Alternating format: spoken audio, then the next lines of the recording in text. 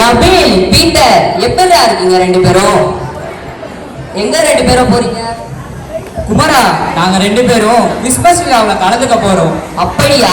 சரி. எனக்கு ரொம்ப நாளா ஒரு சந்தேகம் பீட்டர். என்ன சந்தேகம் சொல்லு குமாரா. நாங்க பொங்கல் விழாவை அறுவடை விழாவா, தீபாவளி விழாவை ஒளி விழாவா கொண்டாடுறோம். நாங்க கூட 30 நாள் நோன்பு இருந்து சேமிச்ச பணத்தெல்லாம் ஏழைங்களுக்கு கொடுத்து ரமலான் விழாவை சந்தோஷமா கொண்டாடுறோம். ஆமா, நீங்க எதுக்கு கிறிஸ்துமஸ் விழாவை கொண்டாடுறீங்க? நான் சொல்ல போற உண்மை வரலாற நீங்க ரெண்டு பேரும் நல்லா கேட்டுக்கோங்க. உண்மை வரலாறா? சொல்லுடா.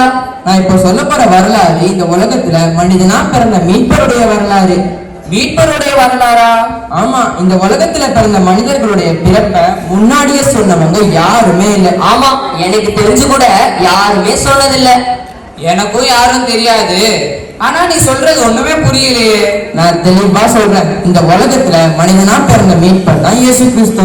அவர் பிறக்கிறதுக்கு முன்னாடியே அவர் ஏன் பிறப்பாரு, எந்த நேரத்துல பிறப்பாரு, அவர் எந்த இடத்துல பிறப்பாரு, அவருக்கு பேர்கள் என்ன வைப்பாங்கன்ற எல்லா குறிப்புகளும் பல நூறு ஆண்டுகளுக்கு முன்னாடியே சொல்லப்பட்டிருக்கு.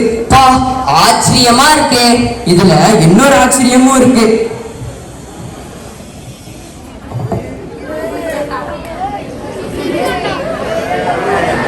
இவர்தான் ஏசாயா தீர்க்கதரிசி.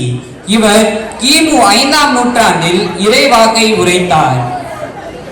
இதோ ஒரு கன்னிகை கர்ப்பவதியாகி ஒரு குமாரனை பெறுவார், அவருக்கு இமானுவேல் என்று பெயரிடுவார்.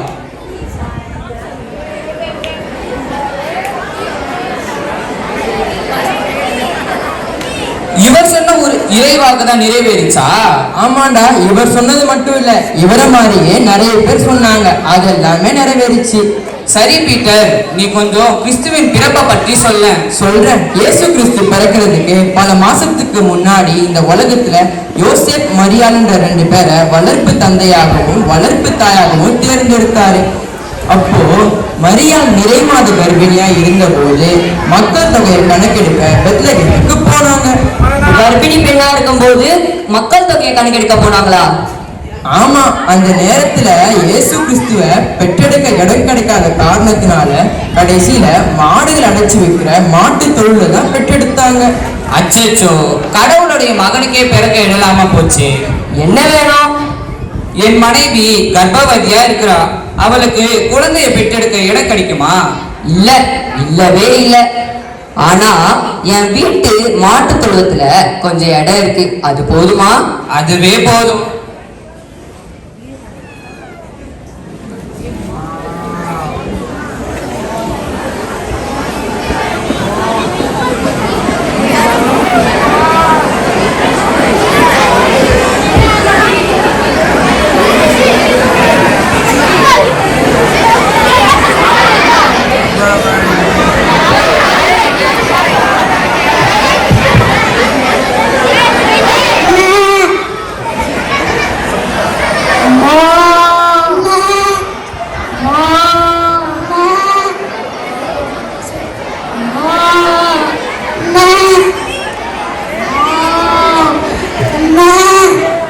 அப்போ விண்ணக தூதர்கள்லாம் மண்ணுலகத்துக்கு வந்து இடையர்களுக்கு ஒரு மகிழ்ச்சியான செய்தியை சொன்னாங்க.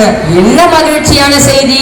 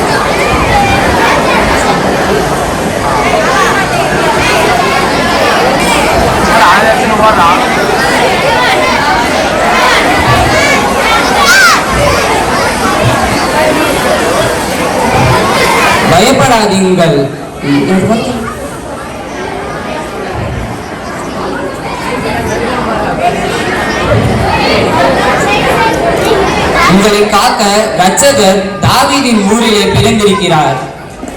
அவரை துணிகளில் சுற்றி முன்னரையில் கிடத்தி இருக்க காண்பீர்கள்.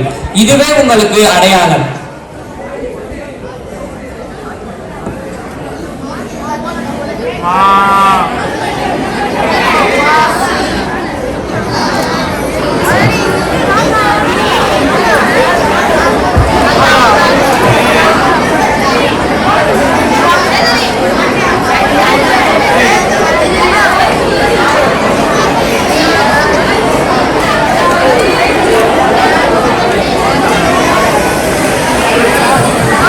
என்ன அருமையான செய்தி பா.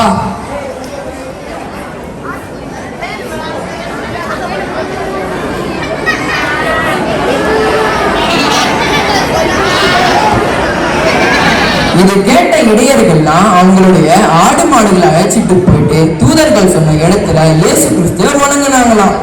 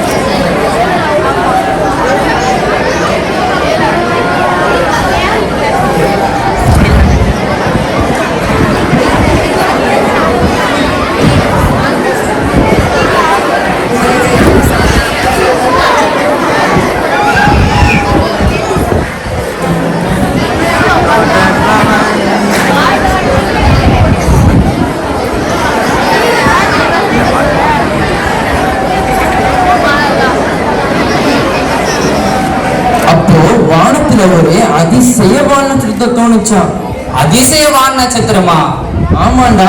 அந்த அதிசயவான நட்சத்திரத்தை ஆய்வு செஞ்ச ஞானிகள் சில பேரு அந்த வால் நட்சத்திரம் எங்க போய் நிக்குதோ அங்கதான் மீட்பராகி இயேசு கிறிஸ்து பிறந்திருக்காருன்னு வால் நட்சத்திரம் காட்டின வழியில போய் இயேசு கிறிஸ்துவ வணங்கினாங்களாம். அப்புறம் என்ன ஆச்சு பீட்டர்?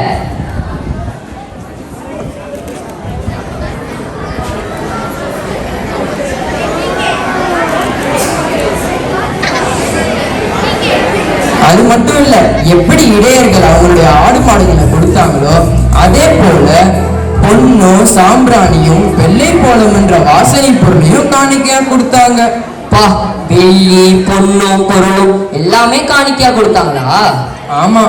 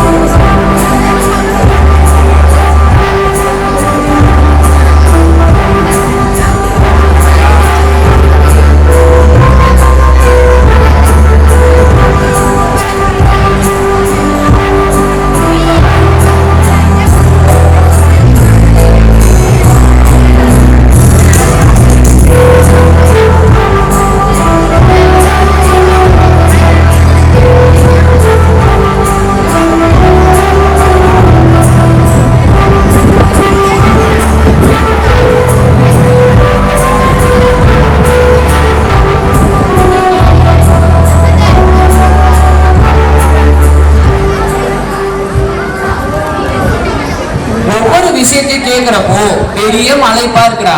இப்போ ஏன் நெஞ்சுக்குள்ளியும் இயேசு கிறிஸ்துவ போய் வணங்கணும்னு தோணுது. நாங்கெல்லாம் வணங்கலாமா? என்னடா நம்பி இப்படி கேட்டுட்ட? அவரு ஒரு மதவாதி இல்ல, அவர் எல்லாருக்கும் பொதுவான அன்புவாதி. நீ, நான், குமரா, ஏன் கடவுள் மேல நம்பிக்கை இல்லாதவங்களை கூட நேசிக்கிற மீட்பர் அவரு. அவரை யாரு வேணாலும் வணங்கலாம். ஆமா, அவரை காணிக்க என்ன கொண்டு போறது? ஆமா, என்கிட்ட கூட ஆடோ மாடோ பொண்ணோ வெள்ளியோ எதுவுமே இல்லையே. என்னத்த காணிக்க எடுத்துட்டு போய் கொடுக்கறது? அவருக்கு பிடிச்ச காணிக்க ஒன்று உன்கிட்ட இருக்கு. அவருக்கு பிடிச்ச காணிக்க என்கிட்ட இருக்கா? ஆமா, அவருக்கு பிடிச்ச காணிக்க உன்னுடைய சின்ன இதயம் தான். நான் தரப்போறேன். அப்போ நீங்க கட்டாயமா தரோம்.